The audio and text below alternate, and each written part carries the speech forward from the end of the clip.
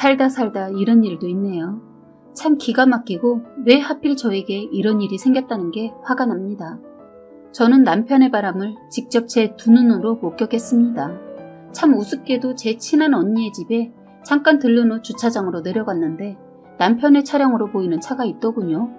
그래서 다가가 봤더니 어떤 여자와 입을 맞추는 겁니다. 남편은 제가 그 모습을 보게 되어서 그런지 자신의 바람을 순순히 인정했어요. 저는 그 즉시 남편의 뺨을 사정없이 내리쳤고 남편은 저를 제압할 수 있었지만 그저 저에게 뺨을 내주고 그 여자는 저를 피해 달아나더군요. 달려가 잡을 수도 있었지만 그 순간은 그 여자 같은 건 보이지 않았어요.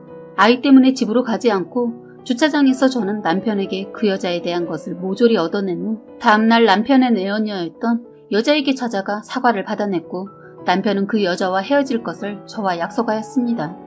그리고 그 뒤로 저와 남편은 아이 때문에 말 그대로 쇼윈도 부부가 되었습니다. 저희 사이에는 6살짜리 아들이 하나 있기 때문에 아이가 성인이 될 때까지는 거짓된 부부의 생활을 연기하기로 했습니다. 저는 아이만을 바라보면서 여자의 자존심을 버리고 엄마의 도리를 다하기로 했습니다. 그렇기 때문에 남편이 미치도록 더럽고 싫었지만 아이의 앞에서는 최대한 티를 내지 않았어요. 남편은 그날 이후로 아이에게도 더 좋은 아빠가 되기 위해 노력했고 저에게도 더 잘 보이려고 노력하는 것 같아 보였습니다. 하지만 이미 저는 남편에 대한 정이 모두 떨어진 지 오래였고 남편이 잘 보이려고 애를 써도 저에겐 그저 더러운 놈이었어요. 동네 엄마들 사이에서 바람났다는 소문이 돌게 되면 아이에게 영향이 갈 수 있으니 최대한 사이가 좋은 부부인 척 연기를 했죠. 하지만 저희 부부는 아이 관련 이야기가 아니면 한마디도 나누지 않았고 양쪽 집안에서도 남편이 바람을 핀 사실을 모르고 있었기 때문에 시댁과 친정을 찾아뵙기가 참 힘들더라고요. 그런데 이 미친 자식이 정신을 차리지 못했는지 그새 또 바람을 피웠습니다. 그런데 그 사실을 아들이 목격했다는 게 용서가 되지 않았습니다. 그래서 제가 엄청난 난리를 치게 만든 가장 큰 이유 중에 하나였어요. 남편 놈 알고 보니 저를 철저하게 속이고 생활하고 있었어요. 남편의 생활이 어땠냐면요. 남편이 당분간은 일주일에 2번은 야근을 해야 한다고 했습니다. 솔직히 회사에서 높은 지위를 맡고 있어서 굳이 남편까지 안 나가도 되지 않나 생각하고 말했더니 남편은 직원들에게 모범이 되어야 한다면서 그렇게 야근도 하고 심지어 격주로 토요일에 가끔 일도 했는데 저는 남편의 회사 사정을 잘 모르니까 그런가 보다 했었습니다. 그런데 남편의 회사는 야근뿐만이 아니라 토요일도 근무를 하지 않는다고 하더군요. 이 사실을 알고 그동안 속은 배신감에 치가 떨렸습니다. 그리고 남편의 바람도 이놈이 다시 피고 있는지 몰랐는데 어느 날 아이와 함께 집으로 오는 길에 아이가 저에게 물어볼 게 있다고 했습니다. 엄마, 아빠는 왜 다른 이모랑 뽀뽀해? 그게 무슨 말이야? 아빠가 다른 이모랑 뽀뽀했어. 아빠는 엄마도 좋고 이모도 좋은가 봐. 저는 그 말을 듣자마자 너무 큰 충격에 빠졌고 혹시라도 아들이 충격받을까봐 저는 아무렇지 않은 척하면서 아이에게는 잘 설명도 하지 못하고 다른 주제로 말을 돌리게 되었습니다. 아이가 이 모습을 보게 된 것은 남편은 자신의 폰으로 가끔 어린이 프로그램 동영상을 아들에게 틀어주었습니다.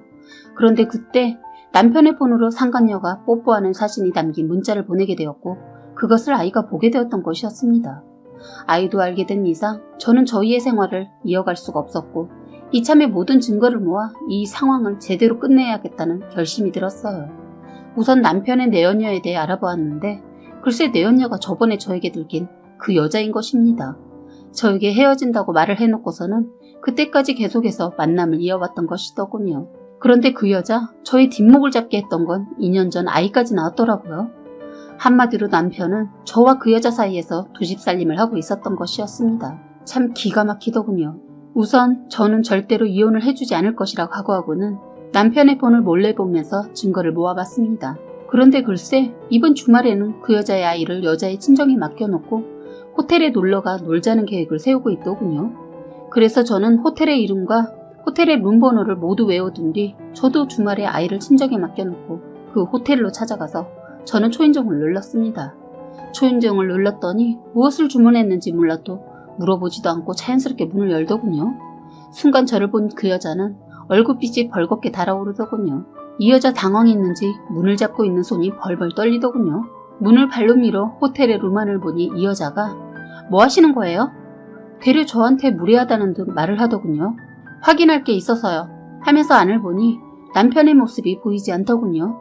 이렇게 하면 이들은 아마도 제가 그 여자가 다른 남자와 함께 온 거구나 하고 생각할 것이라고 생각했나 봐요. 남편도 제가 두 번째 결혼기념일에 주문 제작으로 선물해 주었던 구두였다는 것을 몰라서 그런지 둘 다 저를 속이려 하더군요. 그래서 저는 누가 봐도 남편의 것으로 보이는 신발을 보고 이야기했어요. 오랜만이네요. 잘 지냈어요? 여긴 갑자기 왜 찾아오셨어요? 그때 제가 사과하고 모두 끝난 거 아니었나요? 저의 사생활까지 이렇게 침범하는 건 조금 아닌 것 같은데요. 저도 끝난 줄 알았는데 이 신발을 보니 끝난 게 아닌 것 같아서요. 이건 그냥 제 남자친구 신발인데요. 남자친구? 신발이 저희 결혼기념일 생일로 주문 제작한 제 남편의 신발과 똑같네요. 사실 조금이라도 더 반박해주길 바랬지만 제 말에 놀랐는지 아무 말도 하지 못하는 겁니다. 그 이는 어디 있어요? 분명 이 안에 있을 텐데. 내가 뒤집어 엎기 전에 네 발로 나와. 그랬더니 살짝 닫혀있던 방틈으로 문이 열리더니 남편이 나오더군요. 여보, 여긴 어떻게 왔어? 뭘 어떻게 와? 재밌든? 3년 동안 정신을 좀 차린 줄 알았는데 이렇게 뒤통수를 쳐? 솔직히 우리 부부 사이도 안 좋고 나도 남자인데 아무것도 안 할 수 없잖아. 다 자기 탓이야. 그럼 얘는 욕구 해소용이고 나는 너 기살려주는 간판이니? 나도 지난 몇 년간 힘들었어. 너한테 바람 폈던 거 들키고서는 다시 잘해보려고 노력했는데 너는 받아주지도 않았잖아. 무릎을 꿇면서 빌어도 모자랄 판에 적반하장으로 나오는 남편의 모습에 치가 떨리고 화가 솟구쳤어요. 그래서 애까지 낳은 거야? 내가 받아주지도 않아서? 나랑 이혼하고 저 여자랑 그의 새끼랑 새 살림 차리려고? 제가 2살 된 아이가 있는 것까지 알 줄은 몰랐는지 엄청나게 당황해하는 겁니다. 여보, 미안해. 내가 얘랑 끝낼게. 정말 미안해. 하니까 그 여자 발끈하면서 예전과 다른 모습을 보이더군요. 뭐? 나랑 끝내겠다고?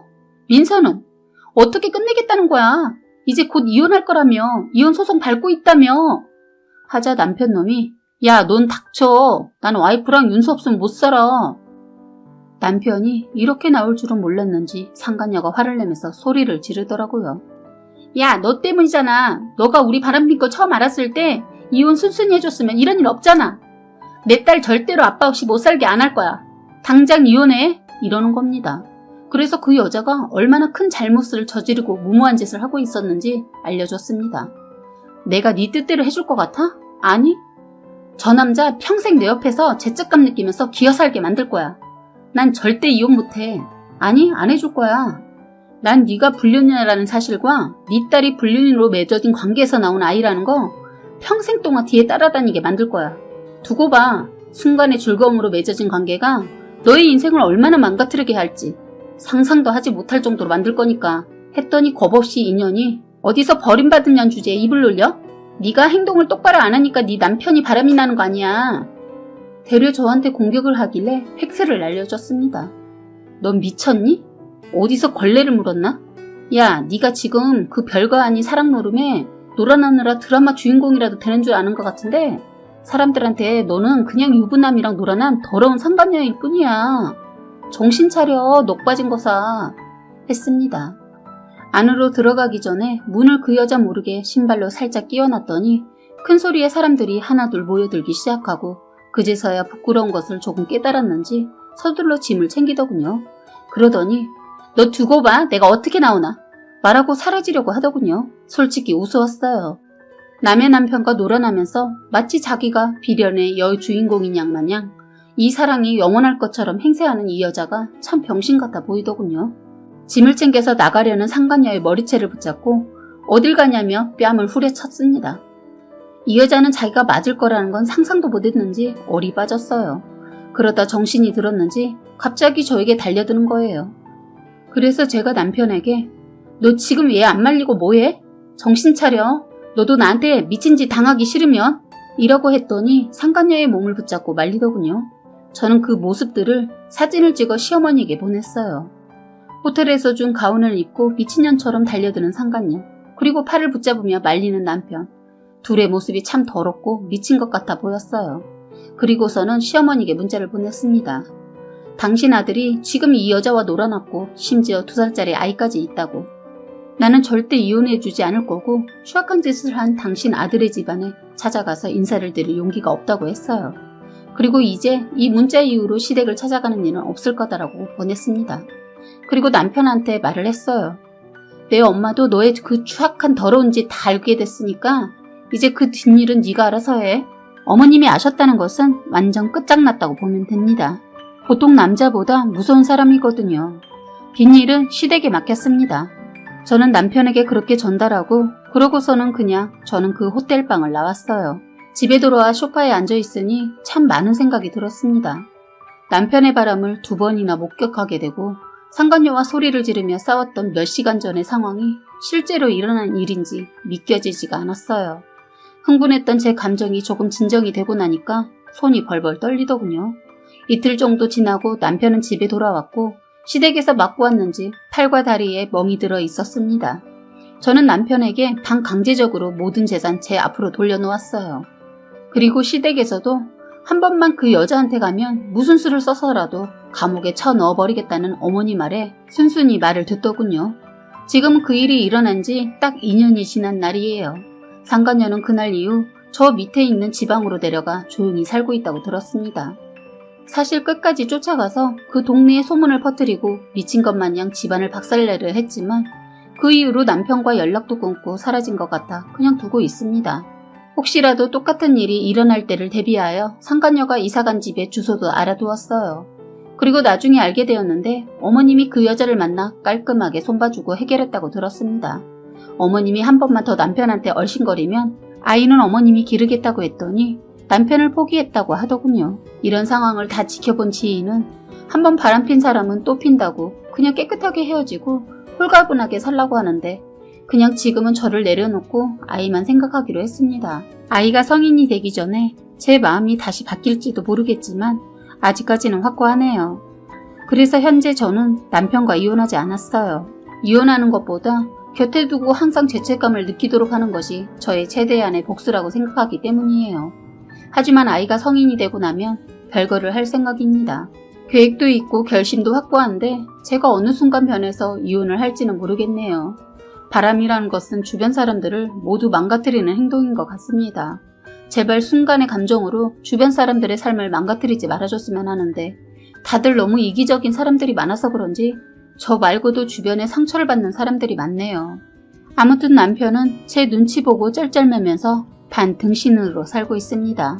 제가 겪은 배신감만큼 고통을 줄 겁니다. 돈 없고 시어머니한테 협박당해서 그런지 얌전하게 잘 지내고 있는데 또 한번 저를 속인다면 그땐 제가 이놈을 무슨 수를 써서라도 감옥에 쳐넣고 말 거예요.